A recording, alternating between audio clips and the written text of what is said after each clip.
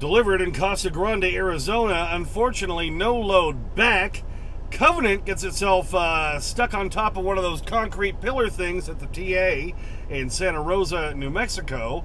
Also, if you got a fan clutch that is stuck in high and your fan's running on high all the time, I got the repair for you thanks to DIY Semi on this episode of The Clutch Trucker Channel. Clutch Trucker, filmed before a live and furry studio audience. Yep, that's Rusty, the world famous meatball dog. Hey YouTube, Clutch Trucker here. Thanks for tuning in to another edition of the Clutch Trucker Channel. Alright, today is the 9th Thursday. I am currently parked here at the TA in Willcox, Arizona. I delivered my load down to Casa Grande, the Walmart distribution center yesterday. We tried to get loads back out starting on Monday. We had one booked, that fell through. Had another one booked on Tuesday, that didn't work out. We were trying yesterday when I was there. There's just nothing. There were a few loads with brokers that didn't have good credit, and I kept trying today. And now we're to the point. My flight leaves Saturday, midday Saturday. So there were a couple of things that delivered Saturday in the Denver area and stuff, but I couldn't do that. So now I'm having to drive home free, on my dime and no load. So I'm not entirely thrilled about that. My engine fan has been sticking on high all the time, which has been annoying.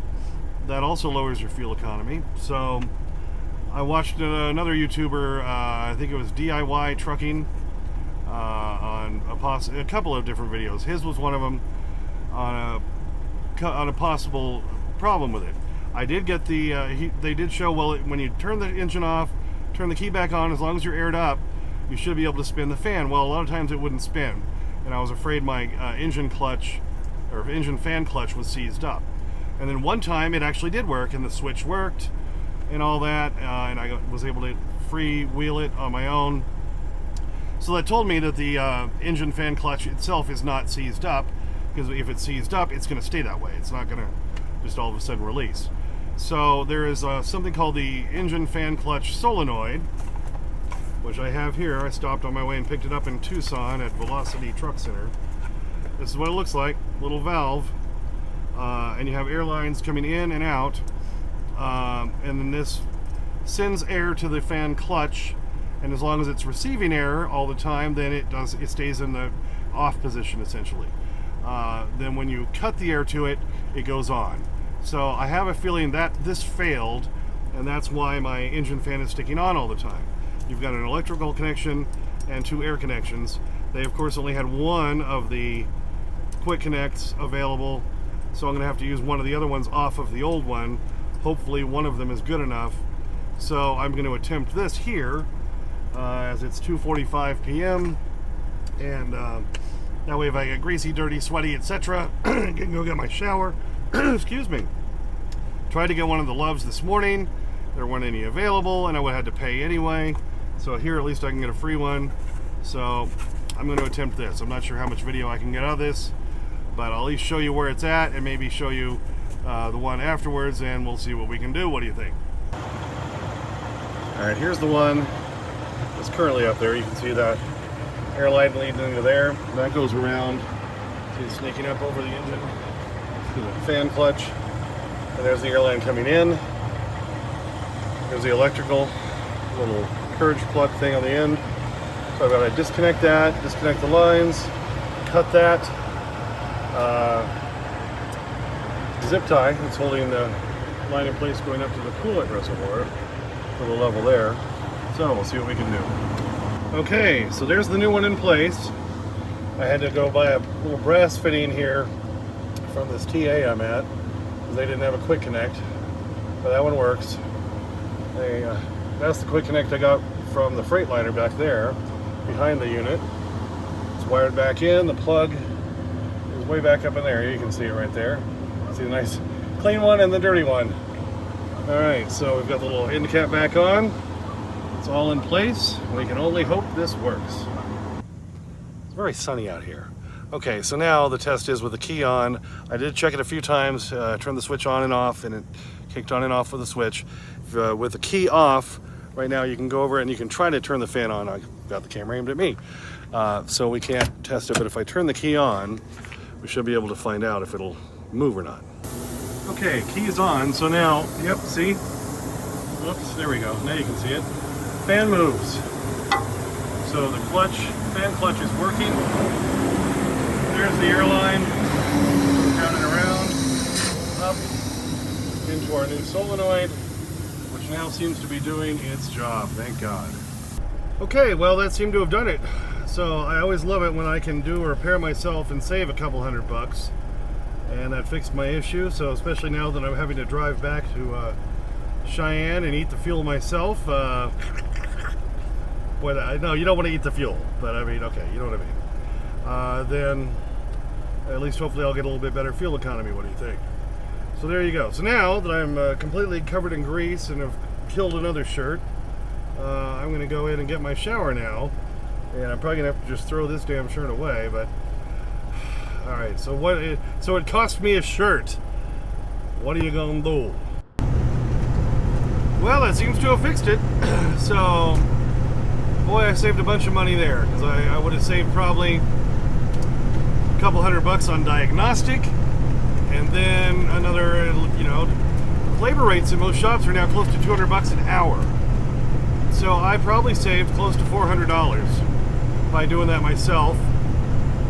It was 140, well, let's see, plus the extra part I bought at the TA, maybe $150 in parts. And I was able to do it myself and saved. I still would have had to buy the part somewhere else, so I probably saved, you know, anywhere from $300 to $400 by just taking the time and doing it myself. Thanks to that DIY trucker. You're the one who let me know how to diagnose that thing and figure it out. So I really appreciate that. Alright, so here we are cruising along I-10 in Arizona. It is, let's see, almost 6 p.m. Mountain Time. Arizona right now is on Mountain Time because they, you know, half the year when we all go on Daylight Savings Time, Arizona does not. They're not a believer in that. Alright, well now I still gotta get the air dryer fixed. Watched my last video. It's under warranty still, so I've got one waiting for me in Cheyenne. I will have to pay Santa Brothers to do that for me. I don't think I'm willing to get under there. I could do it myself, but you know, I think I'm going to pay them to do that.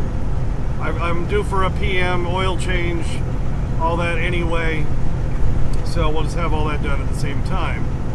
So there you go. The Girl Scouts were out front. It's that time of year again at the TA, selling the cookies. So of course, you know, I had to buy some. I have to support the Girl Scouts, right? So I got the Samoas is what I like, and I can't remember the Tagalongs or the peanut butter ones. I like those. And I got this special new one they have, adventure ones. I don't know. That sounded like something my wife would really like. So I'll have that as a surprise for her. I'll show you later when I get parked tonight. But yeah, so really glad I did that myself, and that seems to have fixed it already. The truck's getting better fuel economy. I can see it right now on my little display there, so that's really good. Oh, I do want to address this. Somebody had mentioned in the last couple of videos, why aren't you wearing your seatbelt? Aren't you a professional driver? It's right here. I'm wearing it. It's just the steering wheel blocks it. It blocks where it's coming across, so proof I'm wearing the damn thing. So back off. Like I said earlier, I did get the Girl Scout cookies on the way out. I had to. You got to support the Girl Scouts, right? All right, so I got my favorite, which are the Samoas. Ooh, they're the coconut kind of, you know, chewy kind of heaven in a cookie, in my opinion. Those are my favorites. I also like these. I thought they were the Tagalongs. No, these are the Do-si-dos. They're the peanut butter, you know, cookies. I'm a big peanut fan and all that. And then I got these for my wife. These are new. Yeah, they're called Adventurefuls. Indulgent brownie-inspired cookies with caramel-flavored cream and a hint of sea salt. Oh, don't those look good? Adventurefuls. So this is for my wife. So, supported the Girl Scouts.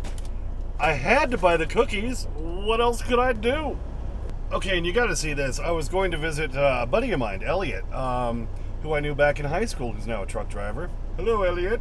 And he was meeting me at the TA in Santa Rosa, New Mexico. This was on my way down to the Phoenix area. And as he was pulling in the morning, he saw a Covenant driver who was trying to take the corner way too sharp, who was trying to just park where he shouldn't be parking, near the fuel islands in the building, instead of going to find an open space, which there were plenty of, and managed to get himself pinned up on top of a couple of those, poles filled with concrete that they put around to protect, like, the sign, so you don't take the sign out. Managed to get himself pinned up on top of that. Save this one. Arriving at Travel Centers of America on the right. They got the red pole stuck underneath. A buddy of mine told me about this. He's parked here, and look, Covenant managed to get the red pole underneath the trailer, and they have been stuck there apparently for a couple hours now. Tried to make the turn too sharp, and those poles were there so they don't take out that sign, and didn't really keep him from screwing up. Yeah, that was like an hour and a half before I got there, and then I met my friend. We talked for a couple hours, and on my way out, Covenant was still sitting there. My guess is he was afraid to call the company and say, yeah, we need to get a tow truck out here to lift me off of this thing. What do you think? Okay, so here I am parked in fabulous Las Vegas, New Mexico. Yeah, Las Vegas, New Mexico. A lot of people have no idea there's a Las Vegas, New Mexico, but there is. Just a little town. I'm parked at a Little Love's here in Little Las Vegas, New Mexico. What time is it? It's about 3 a.m. Mountain Time.